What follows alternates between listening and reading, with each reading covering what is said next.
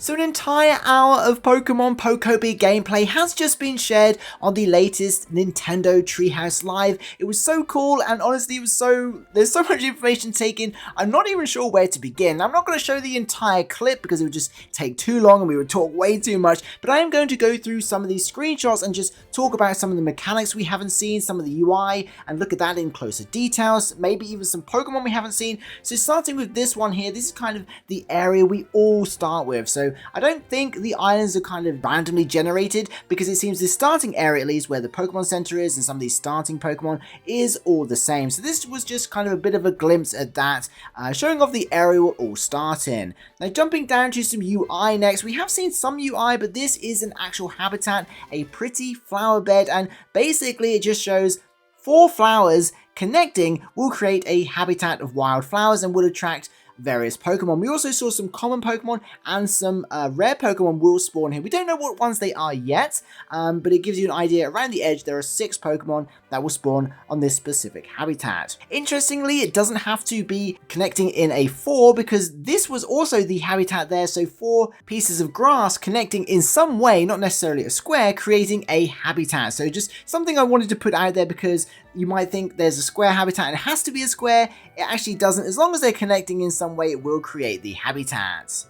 Moving on, I thought this was really cool. This was starting to craft a leaf den. You got a little preview of what it will look like up there, but basically you need some sticks or some timber. I think, oh, it's a sturdy stick actually, sorry, and some leaves. These are some crafting materials that you actually kind of gather from the starting area of the island, and you will use different Pokemon to encounter them and collect these materials, and then you'll use those to craft some kind of predefined items like this leaf den. It's really cool. We'll get to it later because it's just so awesome once you get inside it. More on that in a second.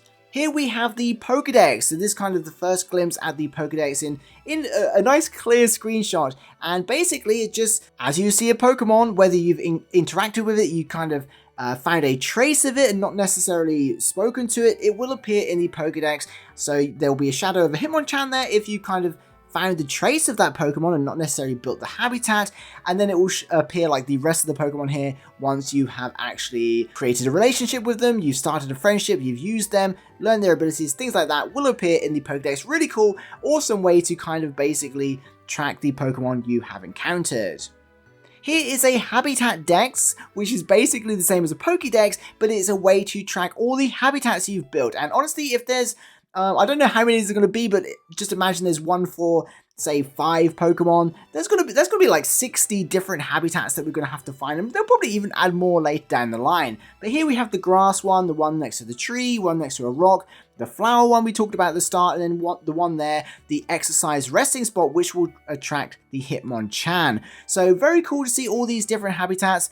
A great way to track them in a Habitat Dex. Moving on, I thought this was interesting UI. It says the environment level. So it's about basically how we're boosting the environmental level, and kind of think of a perfect town in Animal Crossing or games like that, where you just have to keep boosting the level, make it better, make it more thriving, see how happy the Pokemon are, and you can kind of get a grasp of how the Pokemon are feeling in this menu here. So I thought that was kind of cool, wanted to share that, and also you can see the Poke Coins in the top corner there. Again, more on that in a second. Moving on, I thought this was really awesome. Squirtle, I think it was Squirtle or Bulbasaur, one of them came running up to the player and was like, I want something, and it's a decoration. They couldn't craft anything in the video because they didn't have the right materials, but it just goes to show you could be going about your normal life, doing whatever you want to do. Maybe you're focusing on building a flower patch, or maybe you're focusing on farming, and the Pokemon could just come up to you and kind of change your gameplay and say, I want you to go and do this. That was really, really awesome. Next up, this is just Scyther. Again, I wanted to share this particular screenshot because the player was running somewhere and Scyther was doing his own thing in the back there, chopping up some materials for you on your behalf. So again, the Pokemon doing their own thing whilst they're away from you. I thought that was really interesting, and basically you just utilize them. They could be building things for you, they could be chopping up crafting materials for you, and just you're using them whilst you're also doing other things.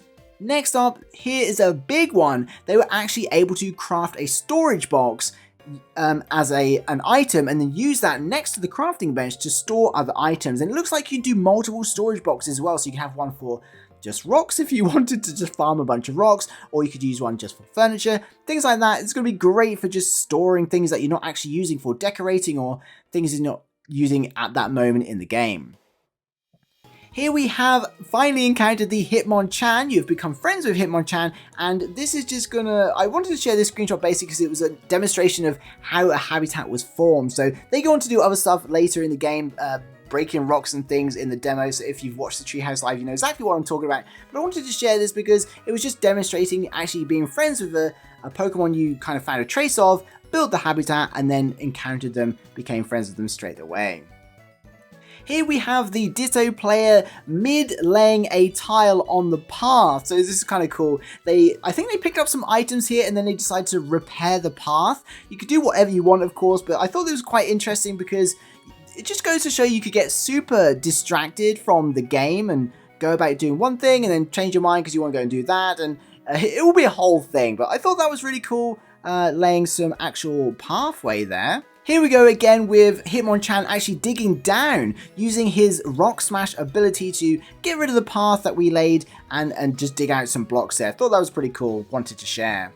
This was a really cool view. Actually, the player had again used Hitmonchan to break some blocks and climb up the stairs, and then we found this item, and I thought originally it was actual a Pokemon because it's a Pokeball, but obviously that's how it is in the game as well, that it's an actual item. I think this was a dowsing machine, and you could use that to find other hidden items around the island. So really cool. Once this is kind of also the starting area, so this is what it will look like for everybody, I believe, at the very start, because you've got the professor there and a very broken Poke Center, but some of the items will be in a specific spot and you'll have to go and collect them, and some of the Pokemon will help you do that. So once you meet Hitmonchan, he'll help you climb the stairs. Once you meet Cypher, he'll help you cut things down, and you can actually find items in predefined places that will help you at the start of the game. Next up, we have this one. This was just the pockets. The people who opened the pockets to create the Leaf Den kit. So this was a predefined kit. So it's not like the block houses that we'll get to a little later. This is actually a predefined, I don't know if they call it like prefab house or item that you would go and craft and then place where you want to. We saw them building it at the start. Again, we'll get back to it shortly. But this was a cool one. The vines on the cliffs you can actually climb. So not only can you jump up and make ladders and climb blocks and make your way up anyway, you can basically create a ladder or climb the vines you see around. So I'm not sure if we can move the vines and place our own yet. We probably can, but any you see in the wild you can actually climb to get higher places, and this map goes really high, by the way. Here we have the actual Leaf Den. So some of the Pokemon were building it, one of the prefab kind of houses or items, and it's just so cute, and actually it does have a little entrance, and we'll see more about that in a second, but you can actually go inside it. And here I think the player just accepted a request from Timber, who helped build the house, but this house is for Charmander. It's a little habitat for Charmander, and going inside you've got space to lay something like, I don't know, like 10 items maybe. You need a minimum of 3 to kind of complete this as a build. It's just super cute. I'll move to the next one because here we go, some items down, a bed for Charmander. Charmander lighting the campfire. So this is going to be really cool for making all kinds of different cute little builds, and this is just one example as well. There's bigger ones, actual houses, and also the kind of freestanding buildings that you'll build just out of blocks. So much to do. I thought this was really cute, and honestly I would just want an island filled with these little dens. It's just really cool, and I like the way Charmander could use the abilities inside this den as well. So it's kind of like a little cave, a little den area. I just thought it was really unique.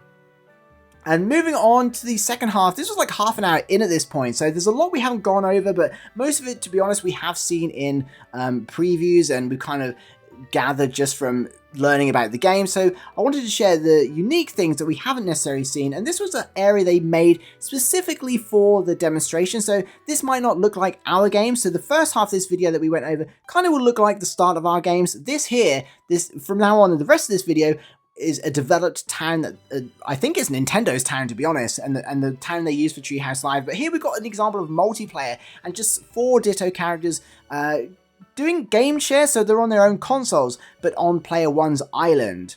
And here you can see kind of a better layout, I guess. They kept calling it Pallet Town, so I don't know if that was just what they've named it, or maybe this is the whole of Kanto. I'm not really sure.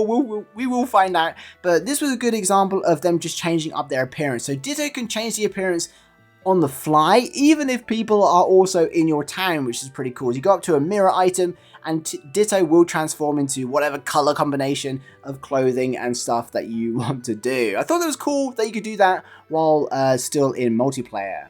And here we just have an example of the UI. I don't think we saw the bags yet, so I took a screenshot of the bags. I thought that was pretty cool. So again, a whole bunch of different styles and colors there that Ditto can use. Moving on, this was, I thought this was cool because there's a massive bridge there, and I don't know if the Nintendo team built that bridge or if that bridge is automatically kind of pre-designed somewhere on the island. It probably leads to somewhere really cool, but again, I took this screenshot because it shows how vast the actual island will be, so I thought that was really interesting. Moving on, it seems when you have other players on your island, you have, in different areas anyway, you have to kind of reintroduce to Pokemon or become friends with them again in order for your multiplayer friends to interact with them. So I thought that was a bit unusual, but I guess it kind of makes sense if you don't want your multiplayer friends to interact with certain Pokemon or have certain abilities, things like that. You have to kind of talk to them, interact with them first. This one's really cool. This was actually them starting to rebuild the Poke Center. And again, you need a certain amount of materials, which was in the one tab. And this tab here is the certain Pokemon. So not only do you need to gather certain materials, which you could then use to get certain items, use those to build the Poke Center, but you also need certain Pokemon. So you need certain Pokemon, certain crafting materials, and certain items all brought together to help you rebuild certain buildings. Next up, we've got a little example here of kind of everybody just jumping in and doing some farming. I thought this was really cool because we've got trees and grass and a little farm area, and basically they're all just doing it at once. So if you need help harvesting items or collecting materials, you can just bring your friends over and everybody can do it. I thought it was really cool. Now they showed this little area here, which I thought was going to be a gym. You can see a Clefairy doll there. This was an example of a building that is built out of just blocks rather than kind of a prefab building or a prefab item. Now we'll get back to this later because this player went off and swam over the sea to the other area that we'll get to in a second and left their friends to build this house. So we will get back to this. I thought that was cool, and it kind of shows again how big this island is and how cool multiplayer is because you can leave your friends to it miles away and they can be building up something on the island. Here we have over the sea, after swimming there, I didn't get a screenshot, but we've seen Ditto as a Lapras anyway swimming over. We have some of the more basic buildings, I would call them, just the simple block buildings that actually look really complicated to make, but I'm sure they're not. With street lamps and windmills in the mountains there, lots of items, and Arcanine just chilling. It's probably his house or something, but just gives you an idea of some of the non-building buildings we can actually build and create as well. Here, I thought this was really cool because apart from the evolutions there, actually we've got an electric cable here. So once you've sparked some electricity, presumably from an electric Pokemon, for turning the lamps on and things, you can actually make a cable of electricity going around the town that you build. I thought that was genius. I don't think we've seen that in any demo yet. We've seen the lamps get turned on, but I don't think we've seen like the cable. I thought that was really interesting and it's going to be really clever. Here we have a few Pokemon plushies inside, I think it was Dragonite's house. Again, it was a prefab house that was built and constructed using various items and Pokemon. And this was a little glimpse inside with some cool items. And I think some of this we have seen in marketing material, but I thought the Dragonite was really cool.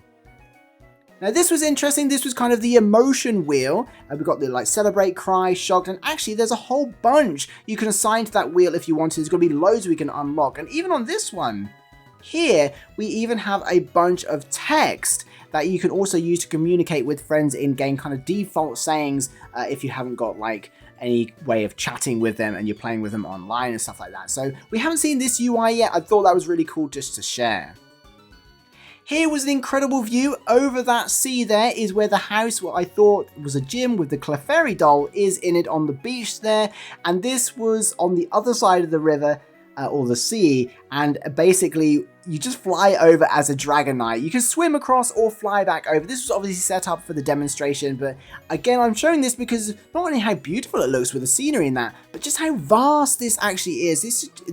It blows my mind how big this game actually is in terms of like square blockage, I guess. Here we got a picture of the pockets, and it shows not only are we carrying like crafting materials and berries and crops and things like that, but actually are items as well. The player picked up the umbrella and a seat and things like that, and yeah, you can just carry them around with you. And actually, I think we worked out in the past is like 120 spaces in your pocket, and that is not including storage boxes. Here we have the player was actually digging out the beach to bring the seawater in, which was kind of cool. They didn't get all the way to the house, but they were able to bring the water in a few blocks, which was interesting. And then you could go ahead and build rivers and things with other like water blocks and stuff. But I thought it was cool that you took away some of the beach and the water came flooding in.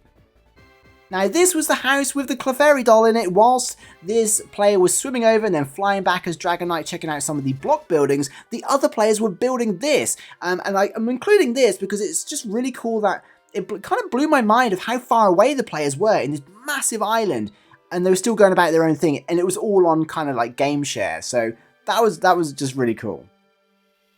And they just kind of brought the Nintendo Treehouse Live to a close with an example of the photo mode, which we've seen a lot of, but I thought the faces were kind of funny, and it just shows some different filters and frames as well. So yeah, just a few, I think it was about 40 screenshots there showing off different mechanics and features that we haven't really seen a close-up of in the marketing material or the demos or the other gameplay shared since the game was announced. So it's really cool to have this bit of a deep dive into not only the beginning of the game and what kind of the area will look like for us and how we'll interact with Pokemon and find items in certain areas and build up certain prefab things right at the start of the game before we go crazy with customizing the island. But we also got a bit of a look at what multiplayer will look like and how people can go about their own day and Pokemon will do their own things. It just feels really lively. So I'm really happy we got to see kind of an hour of this. That was way more than I thought we were going to. So yeah, I hope you don't mind just some screenshots here, going over some of the new information. I hope you enjoyed it. Yeah, please leave a like on the video and don't forget to subscribe.